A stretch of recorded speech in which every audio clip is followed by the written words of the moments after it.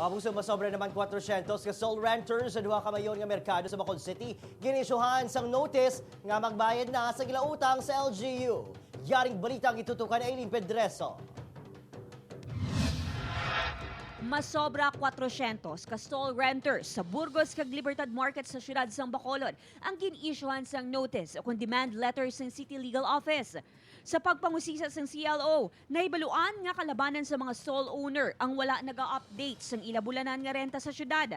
Iban, tinuig na nga wala nakabayad. Madumduman nga temporaryo nga ginsira ang pila ka pwesto sa Manukan Country. Bangod na pasawan man nga magbayad sang ila utang sa siyudad. Apang liwat nga ginpahanugutan nga magbukas matapos nagpirma sa compromise agreement. Ang amon niya demand lang kami anay na dapat bayaran nila bilog kiti past arrears naman niya mo. Hindi niya parehas siya sa Manukan Country na dagko-dagko gid ang arrears. Ari gagmay lang ni ang arrears nila. Yan. Mga nagadalagan sa atin. Mga ang pila ka dako di mga may sobra man mga 60,000 po laban di mga below 10,000 nang yan.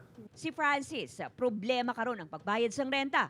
Utay-utay kuno ang pagbayad sini bangod apektado man ang ilang negosyo sa pagmahal sa mga balaklon.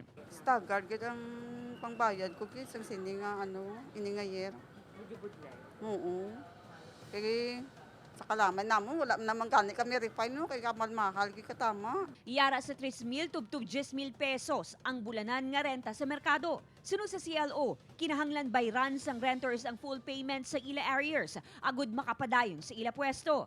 Samtang pila ka mga manugbaligya sa merkado ang nagakahangawa nga maapektuhan sa pagpatuman sang road clearing operation. Kung tagaan nila ko, pistoray, mahalin ko di. Oh. Babalik lang ko di magbaligya, pero di na ko di magkiner. Sunod sa CLO, mangin istrikto ang syudad sa pagpatuman sang mando, agud mahawanan ang mga sidewalk.